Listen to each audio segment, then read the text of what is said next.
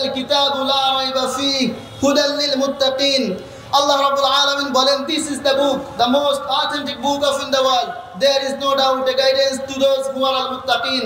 এই পৃথিবীর লেখক আর সাহিত্যিকেরা তারা তাদের বইয়ের মধ্যে লেখার পরে বলে দেয়, আমার এই বইয়ের মধ্যে কোনো ভুল থাকলে, আমার এই বইয়ের মধ্যে কোনো সন্দেহ থাকলে আমাকে অবগত করবেন, পরবর্তী প্রিন্টেডের সময় আমি আমার ভুলকে সংশোধন করে নেব। কথা কি ঠিক? আল্লাহ রাব্বুল আলামিন তার কিতাবের শুরুতেই বলে দিলেন, এটার অথেন্টিসিটির ব্যাপারে বলে, এটার মধ্যে কোনো ভুল আছে, এটার মধ্যে কোনো সন্দেহ সংশয় আছে, এ ব্যাপারেও সন্দেহ নাই। সুবহানাল্লাহ। আমি একটা আয়াত তেলাওয়াত করেছি, ইতিপূর্বে আমার আগে হুজুর অত্র আয়াতের কথা বলে ফেলেছেন এবং নির্দিষ্ট আয়াতটা উনি এখানে পড়েছেন, অর্থসহ ব্যাখ্যা করেছেন। আল্লাহ রাব্বুল আলামিন এখানে বলে, ইউরিদুনা লিইউতফিউ নূরাল্লাহি বিআফওয়াহিহিম ওয়াল্লাহু মুতিম্মু নূরিহি ওয়ালাউ কারিহাল কাফিরুন। আল্লাহ রাব্বুল আলামিন কাফিরদের ব্যাপারে বলে, তারা চায় তাদের মুখের ফুৎকার দিয়ে কোরআনের এই আলোকে নিভিয়ে দিতে, কিন্তু আল্লাহ রাব্বুল আলামিন বলে, আমি এই আলোকে আরো বেশি প্রজ্বলিত করব, যদিও কাফেররা এটা অপছন্দ করে। সম্মানিত হাজিরিন, যে কথাগুলো বললাম এই কথা কি আমার না কোরআনের? এই কোরআনের মধ্যে কোনো ভুল আছে? এই কোরআনের মধ্যে কোনো সন্দেহ আছে?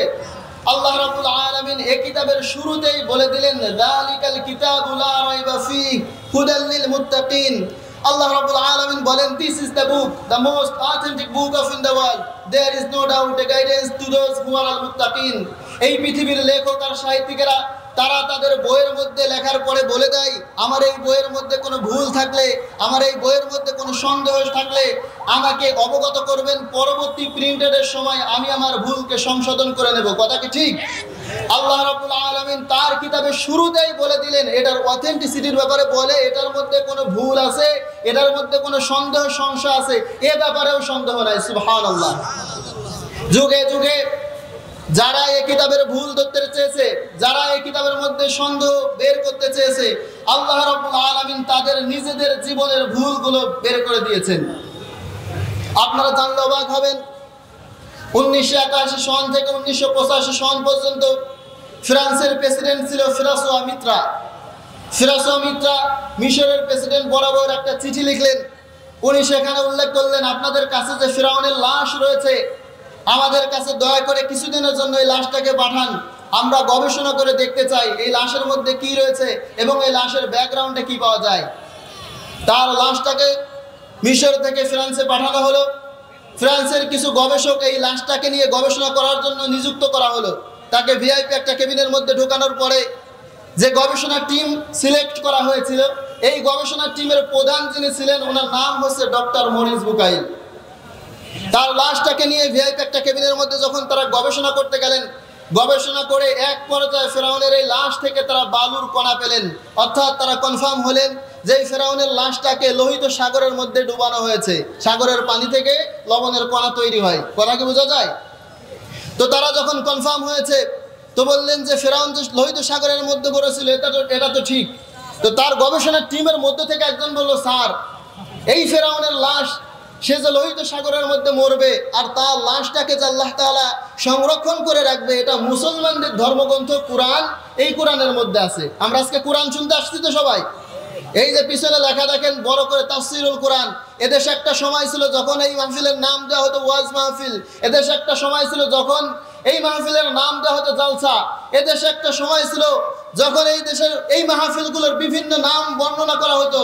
কিন্তু এ যুগের শ্রেষ্ঠ সন্তান, শ্রেষ্ঠ মুজাদ্দিদ আল্লামা দেলাওয়ার হোসেন সাঈদী রাহিমাহুল্লাহ এই ময়দানে যেখানে জালসা নাম ছিল, যেখানে ওয়াজ মাহফিল ছিল নাম ছিল, সেটাকে বাদ দিয়ে তাফসিরুল কোরআন নাম করে দিলেন। সুবহানাল্লাহ। তো কোরআন নিয়ে তারা গবেষণা করতে গিয়ে ফেরাউনের শরীর থেকে লবণের কণা পাওয়ার পর একজন বলল যে, স্যার, পবিত্র কোরআন, এই কোরআনের মধ্যে ফেরাউনকে যে সংরক্ষণ করা হবে আর তাকে যে সাগরের মধ্যে ডুবানো আছে এ ব্যাপারে বলা হয়েছে। মরিস বুকাইল অবাক হলেন যে আসলেই তাই, এটা কেমন করে হয়? এই কোরআন নাজিল হয়েছে 1400 বছর পূর্বে, আর ফেরাউন সে এই সাগরের মধ্যে নিপতিত হয়েছে 3000 বছর পূর্বে। সে তার সদস্য টিম বলল যে হ্যাঁ আসলেই আছে। কোরআন খুললেন, দেখলেন যে হ্যাঁ আসলেই আছে। ফালিয়াউমা নুনাজ্জিকা বিবাদানিকা লিতাকুনা লিমান খালফাকা আয়া, বলেছেন কে? অবাক হয়ে গেলেন। মরিস বুকাইল বললেন যে এই কোরআনের মধ্যে কোনো ভুল টুল আছে কিনা, এটা কি করে আসে? তার সামনে যখন কোরআন নিয়ে আসা হলো, সে দেখে যে এই কোরআন আরবি ভাষায় লেখা, সে তো আরবি জানে না, সে এবার ইংরেজিতে ট্রান্সলেট করে পুরো কোরআনটা পড়লো, কোনো ভুল ধরতে পারলো না। এবার সে সৌদির কিছু বিশিষ্ট শায়েখের কাছ থেকে আরবি ভাষাটা পুরো শিখলো, 5 বছর গবেষণা করলো, পুরো কোরআন 5 বছর গবেষণা করার পরে সারা দুনিয়াকে একটা মেসেজ দিল, আমি ডক্টর মরিস বুকাইল এসেছিলাম এই কোরআনের ভুল ধরার জন্য, কিন্তু এই কোরআন গবেষণা করে দেখলাম এই কোরআন আমার নিজের জীবনের ভুলগুলোকে বের করে দিয়েছে। আল্লাহ রাব্বুল আলামিন যে আয়াত তেলাওয়াত করেছে এর মধ্যে এটাই বলে যে কাফেররা চায় এই কোরআনের আলোকে নিভিয়ে দিতে, যদিও বা তারা এটা পারবে না, আমি এই কোরআনের আলোকে আরো বেশি উজ্জীবিত করব। যুগে যুগে এই কোরআনের আলোকে কাফেররা নিভাতে চেয়েছে, পেরেছে? এই কোরআনের আলো তারা নিভাতে চেয়েছিল বদরে, পারে নাই। এই কোরআনের আলো তারা নিভাতে চেয়েছিল উহুদে, পারে নাই। এই কোরআনের আলো তারা নিভাতে চেয়েছিল খন্দকে, পারে নাই। যুগে যুগে যারা এই কোরআনের আলোকে নিভাতে চেয়েছে